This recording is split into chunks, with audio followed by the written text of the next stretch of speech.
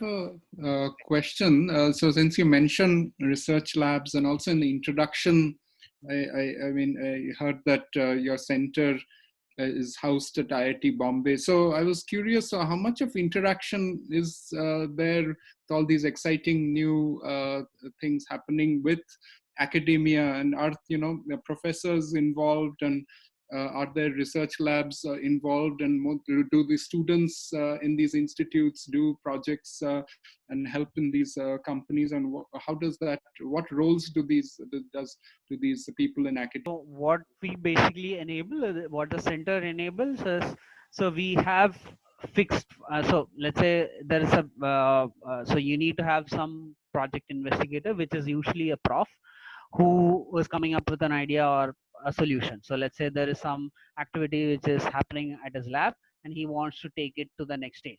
So you apply, so in the center, what you can do is you can apply for a seed grant, wherein you get up to X amount of lakhs for you to conceptualize that idea, to say, okay, from the idea to a POC, you will be funded for. Again, non-equity fee, you can use the lab facilities however you want. And if you want to hire staff exclusively for this project, you are free to do that. Now, what happens at the end of that POC stage is, if you are able to demonstrate a proof of concept and you validate that there is a market potential for it, and there is the technology is valid and you can prove it that it actually works, what you actually get is you get a translational grant, wherein it could be up to a crore. But again, do not put me on that, but you can get up to a crore for uh, taking your POC from that to a manufactured product, or to take it out as a business. So then at the end of that, what you can either do is, if the startup, if the people working on it, it could be the profs, or it could be the staff, or it could be the students as well, they can either exit as a startup, or they can look to license these technologies out to third party if they don't want to leave that and work on something else as well. So there are different options by which you can go about doing that. I see. Right. Cool, cool. Great answers there, Amaldev. You really opened up, the thinking around hardware product development for many people and demystified many things, right? Because uh, people don't really have too much of an idea about how the nitty-gritties of these, this endeavor. Right. So quickly, could you comment about IoT as well, like the scene in India and how it is? Is it the same thing as hardware product development, or could you just talk about that a bit? IoT, for me, it is just a buzzword. It is just for, I mean, again, connecting things to the internet is the ideal scenario. That is about it. See, from the core technology point of view, it is using, you see, what is a hardware product? It is trying to send something from an environment. It could be, so if it's a healthcare product, it is trying to measure some bodily parameters. So if it is like a smartwatch, or if it is, let's say, something like a smart thermostat, so it is measuring temperature from its surroundings and pushing it to the cloud to do stuff and doing data analytics or something of that order. So there is enough scope of that there. IoT is a very huge market. This is going to explode. But there are enough and more players already in this market already. So you need to be uniquely propositioned, I would say, to succeed in this domain, because there are, most companies are starting to see that, okay, there is a large opportunity there, so they are pumping in lots and lots of capital, manpower, resources into building solutions in this domain. So I would not say it is um, is the barrier of entry is easy, but to succeed in the domain is kind of hard, because if you see most of the hardware IoT solutions, there would be hundreds. Even if you see, let's say, just take Bangalore as a hub, you will see hundreds of IoT solutions, and most of them providing more or less the same solution, right? So how is it that you're engaging with your customer, and how unique is your proposition, and how, what end-to-end service are you providing? What end-to-end service are you providing to the end customer is what is going to determine who is going to win.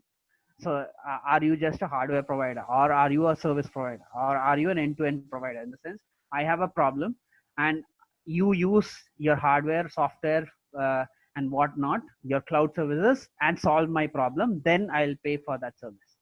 So you can't restrict yourself and call yourself an IoT company if you don't provide the end-to-end service, is what I would say. So unless if you want a paying customer, so let's say you have a pain point, and this pain point is costing you, let's say, losses of close to like 10,000 per day. Now, if you are able to solve that pain point at a price point of 2,000 or something, I will gladly pay that 2,000 to you, so that I am saving daily on 8,000 bucks on a daily basis. That is a business model. So see, this is hardware, software, or anything. Anybody, I see.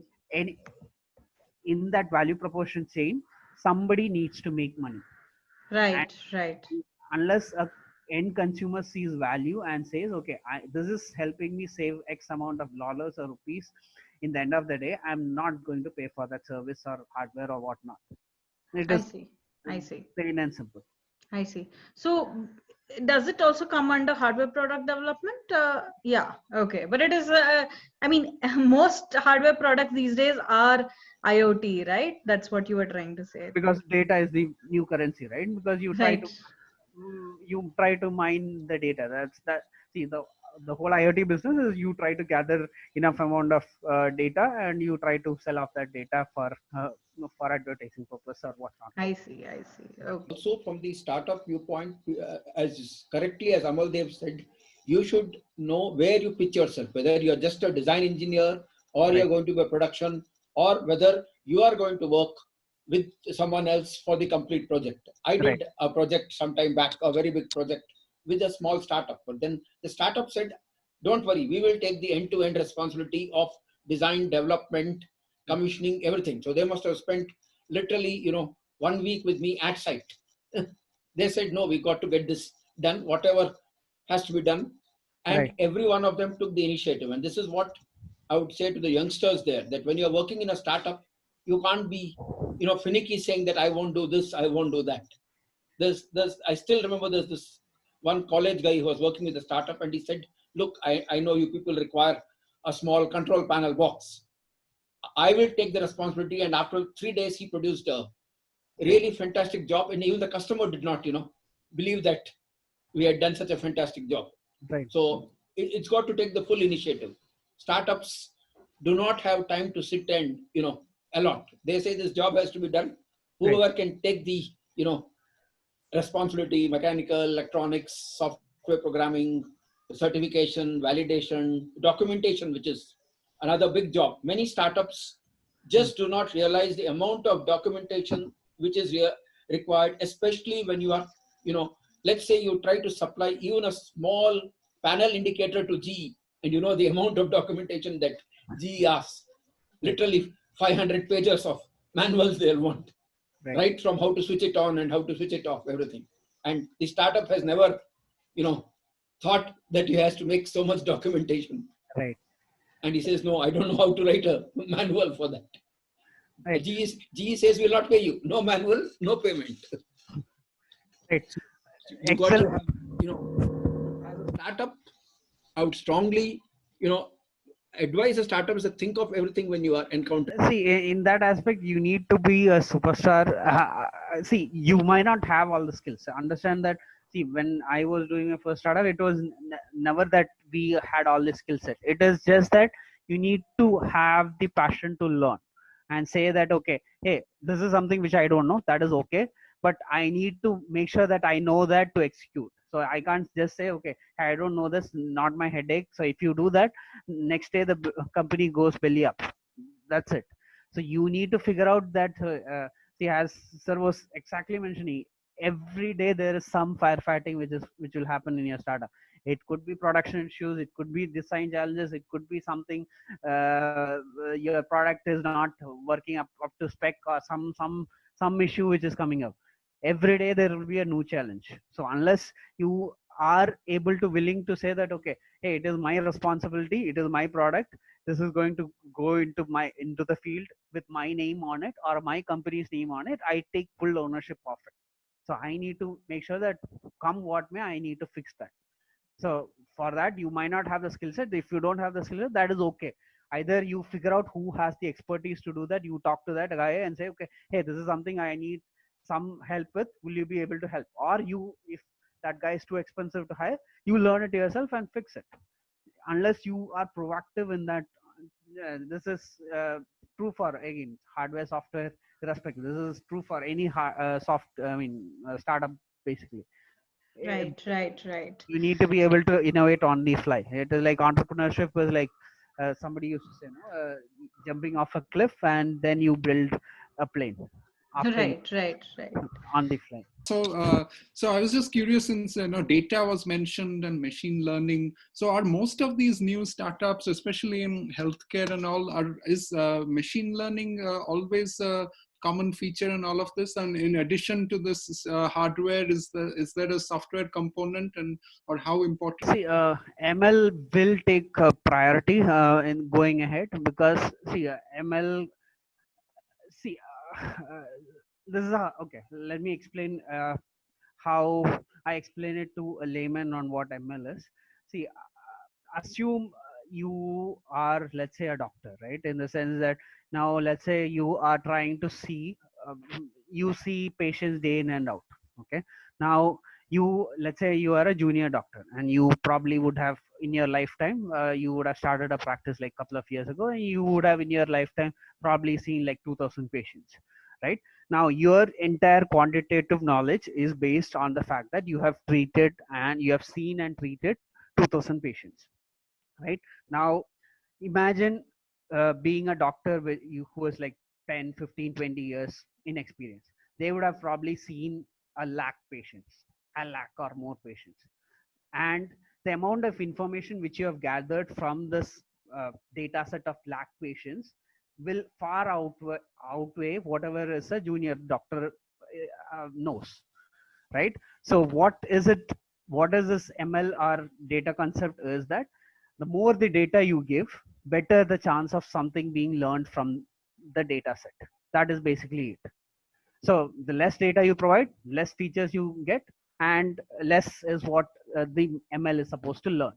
It is simple as that. It is just saying, if let's say if an ML is fed with 10,000 images and a doctor is fed with 10,000 images, if you consider fatigue to be not a factor, both of them will potentially try to give you the same answer, unless there are hidden features and all that. But I'm trying to get to the fact that ML will take precedence because compute power these days are very minimal. That is, and ML is now a very small barrier to entry is like really small, in the sense that there are automated machine learning algorithms which is already, you don't need to even tune majority of the data sets. All that is actually done. All you need to do is feed data, unstructured data, keep feeding.